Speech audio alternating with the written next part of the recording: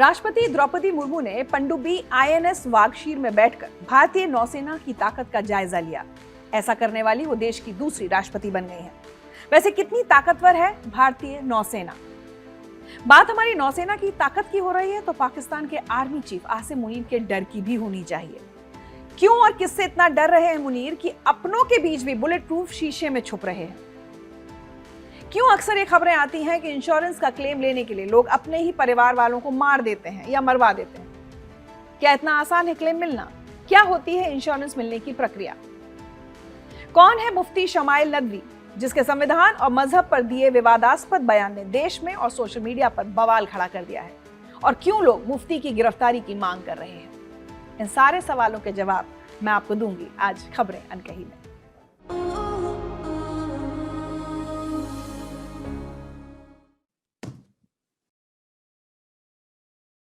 28 दिसंबर 2025 की तारीख भारतीय नौसेना के इतिहास में एक नए अध्याय की तरह जुड़ गई है। वायुसेना के सुखोई और रफेल जैसे घातक लड़ाकू विमानों से आसमान में उड़ान भरने के बाद अब राष्ट्रपति द्रौपदी मुर्मू ने समंदर की गहराइयों में उतरकर भारतीय नौसेना की ताकत को करीब से महसूस किया। उन्होंने समंदर की गहराई में छिपी साइलेंट किलर कही जाने वाली पनडुब्बी आईएनएस वागशीर में सफर किया। उनकी ये यात्रा भारत की बढ़ती नौसैनिक शक्ति और मेक इन इंडिया का एक सशक्त प्रतीक बनकर उभरी है। आज हम इसी अंडर वाटर मिशन को डिकोड करेंगे। अब आप सोच रहे होंगे कि राष्ट्रपति के पनडुब्बी में बैठने से आपकी या हमारी जिंदगी पर क्या फर्क पड़ता है? फर्क पड़ता है क्योंकि समंदर आज की तारीख में बिजनेस और सुरक्षा की सबसे बड़ी लाइफलाइन है। आपका पेट्रोल, आपके घर का सामान और देश की इकोनॉमी इसी समंदर के रास्ते आती है। जब राष्ट्रपति खुद आईएनएस वागशीर में उतरती हैं तो वो सिर्फ फोटो खिंचवाने नहीं जाती, वो देश के दुश्मनों, खासकर जो समंदर के रास्ते आंख दिखा रहे हैं, उनको एक सीधा संदेश देती है कि भारत की पॉलिटिकल लीडरशिप और मिलिट्री ताकत दोनों एक पेज पर है। ये भरोसा दिलाता है कि अगर कल को समंदर में कोई हलचल हुई तो दिल्ली में बैठी सरकार को पता है कि उसके पास जवाब देने के लिए पानी के नीचे कौन सा हथियार तैनात है। राष्ट्रपति मुर्मू डॉक्टर एपीजे अब्दुल कलाम के बाद दूसरी ऐसी राष्ट्रपति हैं जिन्होंने पनडुब्बी में ये सफर तय किया है। तो अचानक 2025 के अंत में ही ये सब क्यों हुआ? दरअसल ये कहानी सिर्फ एक दिन की नहीं है। 2025 भारतीय नौसेना के लिए गेम चेंजर साल साबित हुआ है। आईएनएस वागशीर, जिस पर राष्ट्रपति सवार हुई, वो स्कॉर्पियन क्लास की छठी और आखिरी पनडुब्बी है। इसका मतलब है कि प्रोजेक्ट 75 जो सालों से चल रहा था, अब पूरा हो गया है। ये पनडुब्बी मेक इन इंडिया की सबसे बड़ी मिसाल है, जिसे मझगांव डॉक में बनाया गया है। इसमें वो तकनीक लगी है जिससे दुश्मन का सोनार इसे पकड़ नहीं सकता। सोनार यानी ध्वनि तरंगों की सहायता से पानी के अंदर की वस्तुओं का पता लगाने वाला उपकरण या प्रणाली। राष्ट्रपति का वहां जाना इस बात का ऐलान है कि भारत अब अपनी पनडुब्बियां खुद बनाने में पूरी तरह सक्षम हो चुका है और ये प्रोजेक्ट अब ऑपरेशनल है। मतलब ट्रायल और टेस्टिंग का वक्त खत्म, अब एक्शन का टाइम है। इस पूरी कवायद में सबसे बड़ा फायदा भारत की ब्लू वाटर नेवी बनने की उम्मीदों को हुआ है। समंदर में वही राजा है जिसकी आवाज किसी को सुनाई ना दे, और आईएनएस वागशीर बिल्कुल ऐसी ही साइलेंट मशीन है। इससे भारत को अरब सागर और हिंद महासागर में चीन और पाकिस्तान की बढ़ती गतिविधियों पर नजर रखने में सीधी मदद मिलेगी। दूसरी तरफ नुकसान उन ताकतों का है जो अब तक ये मानकर बैठी थी कि भारत की अंडर वाटर क्षमता कमजोर है। पाकिस्तान के पास भी पनडुब्बियां हैं और चीन तो लगातार अपनी न्यूक्लियर सबमरीन्स हिंद महासागर में भेजता रहता है। लेकिन आईएनएस वागशीर के आने से और राष्ट्रपति के इस दौरे से भारत ने साफ कर दिया है कि हमारी सी डिनायल यानी दुश्मन को समुद्र का इस्तेमाल करने से रोकने की क्षमता अब पहले से कहीं ज्यादा घातक है। जो देश समंदर के रास्ते भारत को घेरने की कोशिश कर रहे थे, उनके लिए एक चेतावनी भी है। राष्ट्रपति मुर्मू के इस दौरे से पहले प्रधानमंत्री नरेंद्र मोदी ने भी नौसैनिकों के साथ दिवाली मनाई थी और रक्षा मंत्री राजनाथ सिंह ने भी कई बार जंगी बेड़ों का दौरा किया। ये संयोग नहीं है, ये एक सोची समझी रणनीति है जिसे साइकोलॉजिकल वॉरफेयर कहते हैं। 2025 में भारत ने सिर्फ हथियार नहीं खरीदे, बल्कि सूरत और नीलगिरी जैसे घातक जहाज खुद बनाकर पानी में उतारे हैं।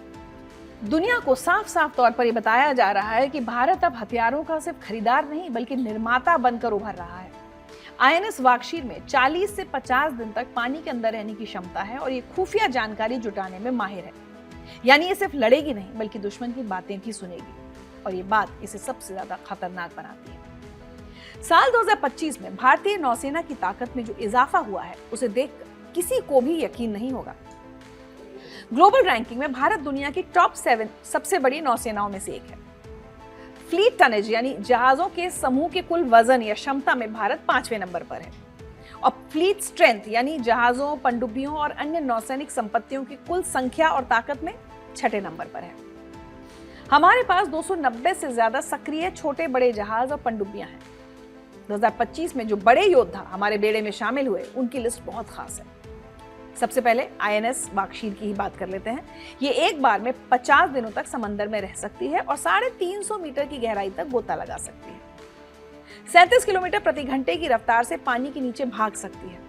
इसमें 18 टॉर्पीडो और एंटी शिप मिसाइलें एक साथ लोड की जा सकती हैं जो दुश्मन के जहाजों को पल भर में डुबोने के लिए काफी है। इसमें खास स्टेल्थ टेक्नोलॉजी लगी है जिससे दुश्मन के रडार और सोनार इसे आसानी से पकड़ नहीं सकते। अब INS सूरत की ताकत पर नजर डालते हैं। 7400 टन वजनी ये जहाज एक किले की तरह है। इसकी लंबाई करीब 163 मीटर है और ये समंदर में 55 किलोमीटर प्रति घंटे की रफ्तार से दौड़ सकता है। ये दुनिया की सबसे तेज सुपरसोनिक क्रूज मिसाइल ब्रह्मोस और बराक 8 जैसी मिसाइलों से लैस है। ये जमीन, हवा और पानी तीनों जगह दुश्मन को बर्बाद कर सकता है। ये भारत का पहला ऐसा युद्धपोत है जिसमें AI का इस्तेमाल किया गया है जो इसे और भी सटीक और घातक बनाता है। इसमें स्टेल्थ टेक्नोलॉजी का इस्तेमाल किया गया है, यानी वो तकनीक जिसमें विमान, जहाज, मिसाइल जैसी सैन्य चीजों को रडार, इंफ्रारेड और सोनार जैसे सेंसर से लगभग अदृश्य बनाया जाता है ताकि दुश्मन उन्हें पकड़ ना सके और गुप्त ऑपरेशन संभव हो सके। यह अचानक हमला करके गायब हो सकता है। इसमें पनडुब्बियों को ढूंढकर मारने के लिए स्वदेशी रॉकेट लॉन्चर और टॉर्पीडो भी लगे हैं। साथ ही अपने साथ 2 हेलीकॉप्टर भी ले जा सकता है। INS नीलगिरी प्रोजेक्ट 17A का वो पहला जहाज है जो दुश्मन को चकमा देने में माहिर है। इसे स्टेल्थ फ्रिगेट कहते हैं जिसका मतलब है चुपके से हमला करने वाला जंगी जहाज या गुप्त युद्धपोत जो रडार और अन्य सेंसरों से छुपने के लिए खास डिजाइन किया गया होता है ताकि दुश्मन उसे आसानी से देख या ट्रैक ना कर सके। ये आधुनिक हथियारों और तकनीक से लैस एक शक्तिशाली युद्धपोत होता है और रडार पर इसे अगर आप देखेंगे तो एक छोटी फिशिंग बोट जितना ही दिखता है, जबकि असल में ये एक घातक शिकारी है। इसकी खूबियां इसे बेहद खास बनाती हैं। इसका डिजाइन ऐसा है कि ये रेडियो तरंगे, इंफ्रारेड और ध्वनि तीनों के सिग्नल्स बहुत कम छोड़ता है। इसमें 8 ब्रह्मोस सुपरसोनिक क्रूज मिसाइलें लगी हैं जो दुश्मन के जहाजों को पल भर में राख कर सकती हैं। साथ ही आसमान से आने वाले खतरों के लिए इसमें 32 बराक 8 मिसाइलें भी मौजूद हैं। ये अपने साथ 2 बड़े हेलीकॉप्टर ले जा सकता है जो पनडुब्बियों को ढूंढने में मदद करते हैं। लगभग 6600 टन वजन होने के बावजूद ये लगभग 52 किलोमीटर घंटे की रफ्तार से भाग सकता है। इस साल INS अर्नाला को भी नेवी में शामिल किया गया है। बड़े जहाज गहरे समंदर में लड़ते हैं लेकिन INS अर्नाला तट के करीब सिर्फ 30 मीटर तक के उथले पानी में भी आसानी से ऑपरेट कर सकता है। हमारे 7500 किलोमीटर लंबे समुद्र तट का ये पहरेदार है। इसमें हल माउंटेड सोनार और वेरिएबल डेप्थ सोनार लगा है जो पानी की अलग अलग गहराइयों में छिपी पनडुब्बियों की आवाज पकड़ लेता है। चाहे दुश्मन कितना भी शांत हो ये उसे सुन लेता है और ये सिर्फ ढूंढता नहीं, मारता भी है। इसमें हल्के वजन वाले टॉर्पीडो और पनडुब्बी रोधी रॉकेट लगे हैं जो दुश्मन को बचने का मौका नहीं देते। ये भारत का सबसे बड़ा जहाज है जिसमें वाटर जेट प्रोपल्शन लगा है जिससे ये बहुत तेजी से मुड़ सकता है। लड़ाई के अलावा ये समंदर में डूबे लोगों को बचाने और दुश्मन का रास्ता रोकने के लिए बारूदी सुरंगें बिछाने का काम भी कर सकता है। इन सभी जहाजों की खास बात यह है कि सभी मेक इन इंडिया हैं। इनको भारतीय शिपयार्ड्स में बनाया गया है जिससे हमारी निर्भरता रूस या फ्रांस पर कम हुई है। अब सवाल है कि 2026 में क्या होने वाला है। तो मैं आपको बता दूं कि 2026 भारत की न्यूक्लियर ताकत का साल होगा। रिपोर्ट्स के मुताबिक 2026 की शुरुआत में ही INS अरिदमन के कमीशन होने की पूरी उम्मीद है। ये परमाणु ऊर्जा से चलने वाली पनडुब्बी है जो भारत के न्यूक्लियर ट्रायड यानी परमाणु त्रय को और मजबूत करेगी। इसका मतलब है किसी देश की परमाणु हमला करने की क्षमता जो 3 अलग अलग माध्यमों भूमि, जल और वायु से होती है। जमीन से लॉन्च होने वाली मिसाइलें, पनडुब्बी से प्रक्षेपित मिसाइलें और परमाणु हथियार ले जाने वाले रणनीतिक बॉम्बर विमान। इसके अलावा प्रोजेक्ट 17A के बाकी बचे लड़ाकू जहाज जैसे उदयगिरी और हिमगिरी भी नेवी को मिलने वाले हैं। भारत का लक्ष्य 2035 तक 175 से 200 युद्धपोतों का बेड़ा तैयार करना है। 2026 में हम देखेंगे कि नेवी का फोकस सिर्फ हिंद महासागर तक सीमित नहीं रहेगा, बल्कि वो पैसिफिक तक अपनी पहुंच बढ़ाएगी। ड्रोन वॉरफेयर और अनमैन्ड वेसल्स पर भी 2026 में बड़ा काम देखने को मिलेगा। इसलिए राष्ट्रपति मुर्मू का आईएनएस वागशीर में बैठना कोई आम बात नहीं है। ये बदलते हुए भारत की तस्वीर है, जो अब अपनी सुरक्षा के लिए दूसरों का मुंह नहीं ताकता। समंदर की गहराई में जब देश की राष्ट्रपति मौजूद होती हैं, तो वो हर उस सैनिक को सलाम करती हैं जो महीनों तक सूरज नहीं देखता, ताकि हम और आप चैन की नींद सो सकें। समंदर अब भारत का सबसे बड़ा कवच बन गया है, और इस कवच को भेदना किसी के लिए आसान नहीं है। क्या आपने पाकिस्तान के सबसे ताकतवर शख्स की नई तस्वीर देखी है? सोशल मीडिया पर एक फोटो वायरल हो रही है, जिसमें पाकिस्तान के आर्मी चीफ जनरल असीम मुनीर, वो शख्स जिसके एक इशारे पर पाकिस्तान की सरकारें बदल जाती हैं, आज वो खुद शीशे की दीवार के पीछे बैठा नजर आ रहा है। और वो भी किसी पब्लिक प्लेस या भीड़भाड़ वाले इलाके में नहीं, अपने ही ऑफिस में, अपने ही अधिकारियों के सामने। उनके और बाकी लोगों के बीच एक मोटा बुलेट प्रूफ शीशा लगा है।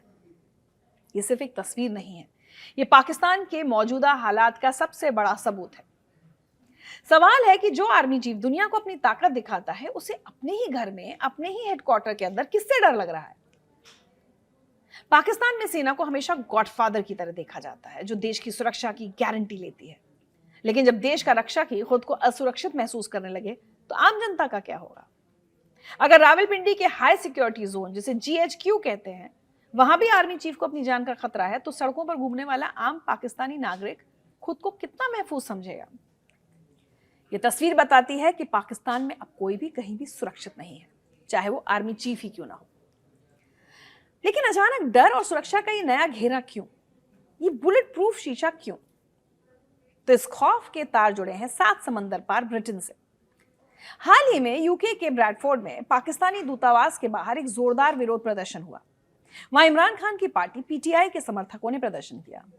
लेकिन बात तब बिगड़ गई जब एक महिला प्रदर्शनकारी का वीडियो सामने आया। उस वीडियो में महिला कथित तौर पर असीम मुनीर को एक कार बम धमाके में उड़ाने की धमकी दे रही है, और उनकी तुलना पाकिस्तान के पुराने तानाशाह जियाउल हक से कर रही है, जिनकी मौत एक विमान हादसे में हुई थी। इस धमकी ने रावलपिंडी में खतरे की घंटी बजा दी है, और रातों रात सुरक्षा प्रोटोकॉल बदल दिए गए हैं। सोशल मीडिया पर लोग कह रहे हैं कि ये डर अच्छा है, जो सीधे तौर पर फौज की साख पर चोट है। दूसरी तरफ पाकिस्तान से बाहर बैठे विपक्षी समर्थक, खासकर PTI का यूके विंग, इसे अपनी जीत की तरह देख रहा है। उन्हें लगता है कि उनके विरोध प्रदर्शन ने सेना प्रमुख को मानसिक दबाव में ला दिया है। कूटनीतिक स्तर पर पाकिस्तान सरकार को शर्मिंदगी उठानी पड़ रही है, क्योंकि उन्हें अपनी आर्मी चीफ की सुरक्षा के लिए ब्रिटेन के अधिकारियों के सामने गिड़गिड़ाना पड़ रहा है और आधिकारिक शिकायत दर्ज करानी पड़ी है। असीम मुनीर जिस कमरे में बैठे हैं, वहां सिर्फ उनके अपने कोर कमांडर्स और करीबी अधिकारी होते हैं। अगर आर्मी चीफ को अपने ही जनरल्स के बीच शीशे के पीछे बैठना पड़ रहा है, तो इसका मतलब है कि उन्हें अपने अधिकारियों पर ही भरोसा नहीं। ये शीशा लंदन से आने वाली किसी गोली को रोकने के लिए नहीं, बल्कि सेना के अंदर पनप रहे संभावित विद्रोह या धोखे के डर का प्रतीक है। खतरा बाहर नहीं, सिस्टम के अंदर है। आने वाले दिनों में आप देखेंगे कि पाकिस्तान इस मुद्दे को लेकर ब्रिटेन पर कूटनीतिक दबाव और बढ़ाएगा।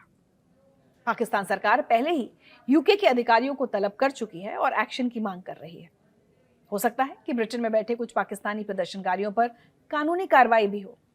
वहीं पाकिस्तान के अंदर आर्मी चीफ की सुरक्षा को और भी सख्त किया जाएगा, ताकि संदेश दिया जा सके कि वो डरे हुए नहीं बल्कि सावधान हैं। लेकिन सोशल मीडिया के इस दौर में ऐसी हर कोशिश का मजाक बनने का खतरा भी उतना ही बड़ा होगा। बात सिर्फ इतनी है कि बुलेट प्रूफ शीशा गोलियां तो रोक सकता है, लेकिन इस डर को नहीं छुपा सकता जो पाकिस्तान के पहले चीफ ऑफ डिफेंस फोर्सेस के चेहरे पर साफ दिखाई देने लगा है। जब ताकतवर लोग दीवारों के पीछे छुपने लगे, तो समझ जाइए कि हवा का रुख बदल चुका है। आसिम मुनीर की यह तस्वीर इतिहास में उनकी ताकत के लिए नहीं, बल्कि उनकी असुरक्षा और उनके डर के लिए याद रखी जाएगी। एक पिता जिसने पूरी जिंदगी अपने बच्चों को पालने में लगा दी, इस उम्मीद में कि बेटे बुढ़ापे का सहारा बनेंगे, लेकिन वही बेटे उसकी मौत का कारण बन गए, वो भी उसकी जिंदगी भर की कमाई हड़पने के लिए। तमिलनाडु में एक स्कूल टीचर के बेटों ने अपने बाप को जहरीले सांप से कटवाया। महाराष्ट्र में कर्ज में डूबे व्यक्ति ने एक बेकसूर को जिंदा जला दिया। उत्तर प्रदेश में एक बेटे ने अपनी माता, पिता और पत्नी तीनों को मार डाला। और सबसे डरावनी बात, इन सब के पीछे सिर्फ एक चीज थी, जीवन बीमा यानी लाइफ इंश्योरेंस के करोड़ों रुपए। ये कहानियां सिर्फ क्राइम नहीं है, ये हमारे समाज का वो काला सच है जिसके बारे में बहुत कम लोग बात करते हैं। सवाल है कि आखिर बीमा कंपनियां इतनी आसानी से किसी गरीब को करोड़ों की पॉलिसी क्यों दे रही हैं? क्या हर क्लेम की सही जांच हो रही है या सिस्टम में कोई लूप होल है? इस पर आज हम विस्तार से बात करेंगे। तमिलनाडु के एक स्कूल में काम करने वाले गणेशन की 22 अक्टूबर को सांप के काटने से मौत हो गई। पहली नजर में एक हादसा लग रहा था, लेकिन जब बीमा कंपनी ने क्लेम का पैसा देने से पहले जांच शुरू की तो सामने आई एक ऐसी साजिश जो रूह कपा देने वाली थी। गणेशन एक लैब असिस्टेंट थे और उनके परिवार की कमाई बहुत कम थी, लेकिन उनके नाम पर 3 करोड़ से ज्यादा की टर्म लाइफ इंश्योरेंस पॉलिसीज थी। परिवार पर कई लोन भी थे। जब गणेशन की मौत के बाद उनकी पत्नी सुमति और बेटों ने बीमे की रकम का दावा किया तो बीमा कंपनी को शक हुआ। कंपनी ने तिरुवल्लुवर की आईजी आसरा गर्ग को शिकायत की। 6 दिसंबर को एसपी विवेकानंद शुक्ला ने एक एसआईटी बनाई। जांच में पता चला कि गणेशन के बेटे मोहन राज और हरिकरण ने बीमे की रकम के लिए पिता की हत्या की साजिश रची थी। पहली बार उन्होंने कोबरा सांप से गणेशन को कटवाया, लेकिन वो बच गए। फिर 22 अक्टूबर की सुबह 3 फीट लंबा जहरीला सांप घर में लाया गया। जब गणेशन जमीन पर सो रहे थे, सांप ने उन्हें गर्दन पर काट लिया। पुलिस का कहना है कि अस्पताल ले जाने में जानबूझकर देरी की गई, जिससे उनकी मौत हो गई। बेटों ने रोने धोने का नाटक किया और सीधे पहुंच गए इंश्योरेंस कंपनी, लेकिन उनका लालच ही उनकी गिरफ्तारी की वजह बन गया। लाइफ इंश्योरेंस लेना एक अच्छा फाइनेंशियल फैसला माना जाता है, हम सबके पास होनी चाहिए, होती भी है आमतौर पर। यह हमारे परिवार की सुरक्षा के लिए होता है, लेकिन जब लोग बीमे की रकम पाने के लिए अपने ही परिवार वालों को मारने लगे तो समझ जाइए समाज में कुछ गंभीर रूप से गड़बड़ है। RGA यानी री इंश्योरेंस ग्रुप ऑफ अमेरिका की रिपोर्ट कहती है कि भारत में कुल इंश्योरेंस फ्रॉड का 86% हिस्सा सिर्फ लाइफ इंश्योरेंस सेक्टर से जुड़ा है। इसका मतलब यह है कि हर 10वीं से 12वीं पॉलिसी में धोखाधड़ी की आशंका रहती है। जब कंपनियों को इतना नुकसान होता है तो वो अपना प्रीमियम बढ़ा देती हैं और ईमानदार लोग ज्यादा पैसे भरते हैं। असली डर यह है कि फ्रॉड अब सिर्फ फर्जी दस्तावेज बनाने या गलत जानकारी देने तक सीमित नहीं रहा। लोग हत्याएं कर रहे हैं और सबसे बड़ी बात, ये हत्याएं परिवार के अंदर हो रही हैं। बेटे बाप को मार रहे हैं, पति पत्नी को खत्म कर रहे हैं, पैसे के लिए खून के रिश्ते खत्म हो रहे हैं। पिछले 3-4 महीनों में 3 बड़े मामले सामने आए हैं। महाराष्ट्र के लातूर में 14 दिसंबर को गणेश चौहान नाम के एक बैंक रिकवरी एजेंट ने एक नशे में धुत गोविंद यादव नाम के व्यक्ति को लिफ्ट दी, फिर उसे कार की सीट बेल्ट से बांधकर गाड़ी में आग लगा दी। गणेश के ऊपर 57 लाख का होम लोन था। उसने 1 करोड़ का लाइफ इंश्योरेंस लिया था। उसकी योजना थी कि खुद को मृत दिखाकर परिवार को बीमे का पैसा दिला दे ताकि लोन चूक जाए। मामले का खुलासा गणेश की एक गलती की वजह से हुआ। वो एक महिला से नंबर बदलकर बात कर रहा था, लेकिन पुलिस ने गणेश की कुंडली खंगाली और उस महिला तक पहुंच गई। इधर उत्तर प्रदेश के हापुड़ में विशाल सिंघल का मामला और भी भयानक है। उसके पिता मुकेश सिंघल के नाम पर 39 करोड़ रुपए की 60 से ज्यादा बीमा पॉलिसीज थी। सिंघल ने इन सभी में अपने बेटे विशाल कुमार को नॉमिनी बनाया था। 27 मार्च 2024 को मुकेश सिंघल की कथित रोड एक्सीडेंट में मौत हो गई। इसके बाद विशाल और उसके साथी सतीश ने बीमे की रकम का दावा किया। दस्तावेजों से पता चला कि मुकेश की मौत के समय में कई जगह अंतर था। बीमा कंपनी ने पुलिस में इसकी शिकायत दर्ज करवाई। पुलिस की जांच में पता चला कि विशाल ने अपने पिता की हत्या की और इसे हादसा दिखाने की कोशिश की। इससे पहले 21 जून 2017 को विशाल की मां प्रभा देवी की मौत हुई थी। विशाल ने इसे भी एक्सीडेंट दिखाकर उनकी बीमा पॉलिसी से 80 लाख रुपए हड़पे थे। विशाल को अपनी पत्नी की मौत के बाद भी 30 लाख रुपए मिले थे। 29 सितंबर 2025 को विशाल और सतीश को गिरफ्तार कर लिया गया। कर्नाटक के विजयनगर में एक गैंग ने विकलांग गंगाधर के नाम पर 5 करोड़ 20 लाख रुपए की पॉलिसी ली। गैंग की एक महिला कागजों में गंगाधर की फर्जी पत्नी बनी। 28 सितंबर को गैंग ने गंगाधर को मारकर उसके शव को बाइक पर रखा और कार से टक्कर मारकर हिट एंड रन केस दिखाने की कोशिश की। छानबीन के दौरान पुलिस गंगाधर की असली पत्नी शरदम्मा तक पहुंची तो पता चला कि गंगाधर के पास अपनी बाइक नहीं थी। पुलिस को पता चला कि आरोपियों ने गंगाधर के खाते में पैसे जमा करके खुद पॉलिसी बनाई थी। उसकी मौत के बाद वो क्लेम की रकम निकालने वाले थे। जिस व्यक्ति के नाम पर जीवन बीमा है, उसकी मौत के बाद उसके नॉमिनी को ही क्लेम की रकम मिलती है। पॉलिसी लेते समय व्यक्ति खुद ही अपने पार्टनर, बच्चे या माता पिता या किसी दूसरे जानने वाले को अपना नॉमिनी तय करता है। तो अब सवाल है कि लोग कमाई से कई गुना ज्यादा बीमा पॉलिसी ले कैसे पा रहे हैं। हापुड़ वाले मुकेश सिंघल की सालाना कमाई सिर्फ 12 से 15 लाख थी, लेकिन उनके नाम पर 39 करोड़ की पॉलिसीज थी। कोई भी बीमा कंपनी सामान्य हालत में ऐसी पॉलिसी नहीं देती। तो क्या बीमा एजेंट्स और कंपनी के कुछ लोग भी इसमें शामिल हैं? जुलाई 2025 में संभल जिले की पुलिस ने इसी सवाल का जवाब दिया। उन्होंने 60 लोगों को गिरफ्तार किया जो एक बड़े बीमा रैकेट का हिस्सा थे। इनमें आशा वर्कर्स, बैंक कर्मचारी और बीमा कंपनियों के वो लोग थे जो क्लेम की जांच करते थे। ये गिरोह गंभीर रूप से बीमार लोगों के नाम पॉलिसी लेता था। कई मरे हुए लोगों को कागजों में जिंदा दिखाया गया, कई लोगों की हत्याएं की गई। एक व्यक्ति सुभाष की मौत के बाद बीमा की रकम स्कैम गैंग ने निकाल ली और उनकी पत्नी सुनीता को पता भी नहीं चला। IRDAI यानी insurance regulatory and development authority of India की रिपोर्ट के मुताबिक 2022-23 में कंपनियों ने 10,822 क्लेम पूरी तरह रद्द किए, जिनकी रकम करीब 1,026 करोड़ रुपए थी। 833 करोड़ रुपए के 4,340 क्लेम बिना जांच के सीधे खारिज किए गए। कई बार कंपनियां छोटी मोटी गलतियों का बहाना बनाकर भी सही क्लेम रोक लेती हैं। जब दोनों तरफ से धोखाधड़ी होती है तो पिसता कौन है? आम आदमी। अब सरकार और IRDAI सख्त कदम उठा रहे हैं। नवंबर 2025 में IRDAI ने बीमा कंपनियों को 99% से ज्यादा क्लेम सेटल करने जैसे भ्रामक विज्ञापन बंद करने को कहा। IRDAI का कहना था कि इन विज्ञापनों से लोग गुमराह हो सकते हैं। कंपनियों को अब हर क्लेम की सही जांच करनी होगी।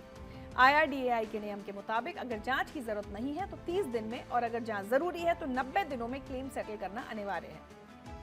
फ्रॉड रोकने के लिए आने वाले समय में बायोमेट्रिक वेरिफिकेशन और AI based fraud detection system लागू होंगे। जब आप पॉलिसी लेंगे तो आपकी पूरी मेडिकल हिस्ट्री, बैंक ट्रांजैक्शंस और दूसरी पॉलिसीज की जानकारी अपने आप वेरीफाई हो जाएगी। किसी भी तरह की गड़बड़ी होगी तो पॉलिसी नहीं मिलेगी। ये ईमानदार लोगों के लिए तो अच्छा है, क्योंकि उनका क्लेम जल्द सेटल होगा। लेकिन एक डर ये भी है कि कहीं सिस्टम इतना सख्त ना हो जाए कि सही मामलों में भी लोगों को परेशानी हो। इसलिए बैलेंस बनाना जरूरी है। जीवन बीमा लेना गलत नहीं है, ये एक जिम्मेदार वित्तीय फैसला है। लेकिन याद रखिए, पॉलिसी लेते समय अपनी सही जानकारी लें। अपनी बीमारी, धूम्रपान या शराब की आदतें छिपाएं नहीं। कमाई से 10 से 15 गुना तक का कवर लें, उससे ज्यादा नहीं। अगर आपकी सालाना कमाई 5 लाख है तो 50 से 75 लाख का बीमा सही है। और सबसे जरूरी बात, अगर कोई एजेंट या कोई व्यक्ति आपको ज्यादा कमीशन या फायदे का लालच देकर किसी और के नाम पर पॉलिसी लेने को कहे तो तुरंत मना कर दें। ये फ्रॉड का हिस्सा हो सकता है और आपको बाद में फंसाया जा सकता है। तमिलनाडु का गणेशन, हापुड़ का विशाल, लातूर का गोविंद यादव, ये सब लोग पैसे की वजह से मारे गए। जिन लोगों ने उन्हें मारा वो अब जेल में है। कोई नहीं जीता इस खेल में, सिर्फ परिवार बर्बाद हुए, रिश्ते टूटे, जिंदगियां खत्म हुई। पैसा जरूरी है लेकिन जान से ज्यादा नहीं। बीमा परिवार की सुरक्षा के लिए है, परिवार को खत्म करने के लिए। क्या हिंदुस्तान में रहने वाला कोई भी व्यक्ति ये तय कर सकता है कि वो संविधान को मानेगा या अपने खुदा को? ये सवाल इसलिए क्योंकि देश में एक नई और तीखी बहस छिड़ गई है। अभी तक हम सब यही सुनते आए हैं कि मजहब नहीं सिखाता आपस में बैर रखना, लेकिन अब एक मौलाना ने साफ साफ कह दिया है कि हमारा वतन हमारे दीन यानी हमारे मजहब से ऊपर नहीं हो सकता। नाम है मुफ्ती शमाइल नदवी, जो हाल ही में ईश्वर के अस्तित्व पर जावेद अख्तर के साथ बहस के बाद चर्चा में आए हैं।